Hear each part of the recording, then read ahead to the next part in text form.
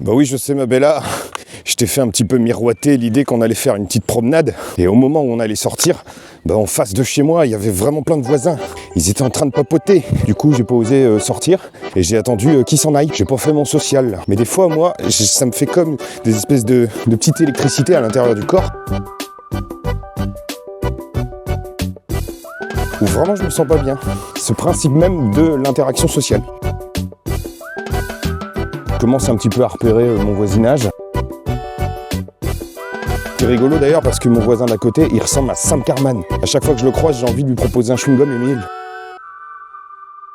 Petite vidéo en condition du live pour évoquer un petit truc que j'observe. Tu vois, hier j'ai discuté avec une personne qui s'est confiée à moi par rapport au problème qu'elle rencontre avec son fils. Spontanément, elle m'a dit que son fils avait un TDA et elle m'a expliqué un petit peu son parcours et les galères qu'elle peut rencontrer avec les professionnels, etc. Et elle de me dire qu'elle se sentait quand même isolée et de trouver personne dans son entourage auprès de qui se confier. L'entourage qui a plutôt tendance à juger en fait l'enfant, juger les qualités parentales de cette maman. Et finalement, dans l'échange, j'étais super content qu'elle se sente à l'aise de discuter de ça avec moi. Et après, j'avais une petite voix dans ma tête qui me disait que si elle se confiait à moi, c'est qu'elle savait que potentiellement, je pourrais être réceptif. Potentiellement, j'étais quand même une personne ouverte sur le sujet et avec qui il y aurait une occasion de parler du sujet et pas de le contourner ou de dire ce qu'on pense du sujet. Et ça, dans le fond, ça me rend un peu triste en fait.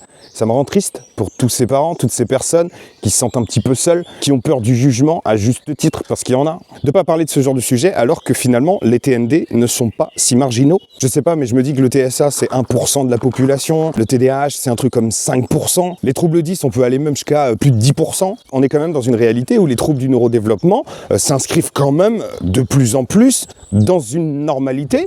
Et au fil des années, ces chiffres sont en nette augmentation. Et ça ne veut pas dire qu'il y a de plus en plus de gens qui ont un TND. Ça ne veut pas dire que la société est en train de générer des gens qui vont avoir des troubles du neurodéveloppement. Ça veut dire que les outils de dépistage et de diagnostic sont de plus en plus fins. Et de plus en plus, on est dans une société qui fait péter ses barrières et qui revoit son paradigme. Il y en avait déjà avant et il y en a toujours eu. C'est juste qu'on était surtout dans un modèle dichotomique, normal, pathologique, qui fait que tu étais soit l'un, soit l'autre en fait. Sans nuance. Maintenant, il y a de plus en plus de couleurs parce qu'elles sont reconnues comme telles. Et il faudrait vraiment que ça puisse s'inscrire complètement dans l'esprit des gens, notamment en ce qui concerne l'autisme. Je pense qu'il y a des personnes qui sont gênées par le sujet et qui osent pas l'aborder directement. Genre qui discutent avec moi mais qui vont jamais nommer autisme. Ça m'arrive dans le cadre de mes activités de stand-up où des personnes viendront vers moi, m'aborderont et me feront comprendre qu'ils me connaissent dans le cadre de mes vidéos de promenade de chiens. Hey, je te connais, j'ai regardé tes vidéos où tu promènes ton chien.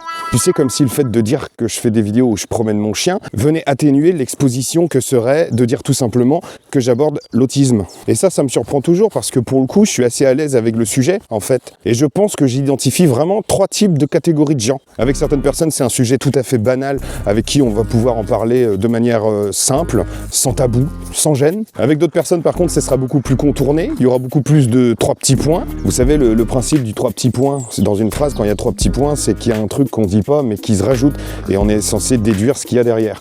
Et je trouve que parfois dans le silence de mes interlocuteurs j'arrive à observer les 3 petits points. Et par contre, il y a une autre catégorie où les gens, ils en font des caisses. C'est-à-dire qu'ils vont faire des blagues sur le sujet en permanence en ma présence. Moi, je m'en fous, ça me dérange pas. Mais j'ai l'impression que derrière, il y a une espèce d'inconfort, en fait, chez l'autre. Et j'ai l'impression qu'entre celui qui en fait des caisses de façon outrancière, de manière ostentatoire, et celui qui, finalement, évite trop d'aborder le sujet, de le nommer, tout simplement, il y a une base commune qui est une forme de malaise, en fait. Et j'arrive pas encore à déterminer ce qui sous-tend tout ça parce que vraiment vis-à-vis de moi, il n'y a aucune raison en fait de se sentir mal à l'aise ou de pas appeler un chat, puisque j'arrête pas de parler de ça. Ça me donne l'impression que parfois les gens ont peut-être peur de me mettre mal à l'aise ou que tout simplement elles-mêmes ne le sont pas vis-à-vis du sujet. Et je pense que c'est pas propre à l'autisme. Oula, j'ai failli tomber. Je crois qu'à partir du moment où tu t'écartes un tantinet de la norme et que cet écart est corrélé avec beaucoup d'idées reçues, de clichés, de représentations sur le sujet, tu vas créer une espèce de dissonance à l'intérieur des gens en fait. Comme s'ils étaient prêts à t'accueillir tel que tu es,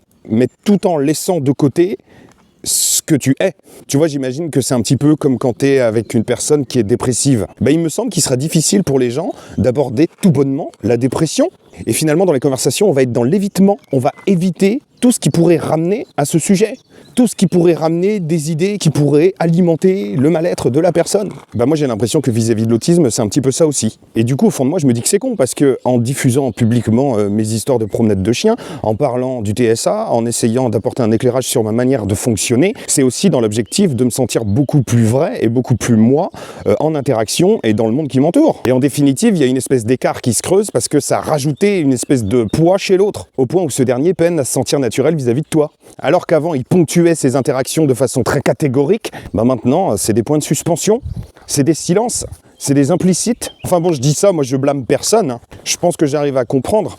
Mais ce qui est chiant, en fait, c'est ce sentiment de se retrouver à nouveau enfermé alors que tu avais envie de t'ouvrir. Parce qu'il y a quand même une grosse différence entre parler en permanence d'un sujet et le passer sous silence. On peut pas trouver une espèce de juste milieu. Parce que faire comme si ça n'existait pas, je trouve ça aussi terrible que de signifier en silence aux gens qui ne peuvent pas être autre chose. J'ai quand même l'impression que ça va prendre du temps.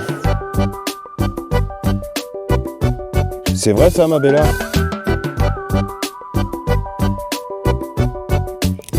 T'es pas qu'un spectro-chien.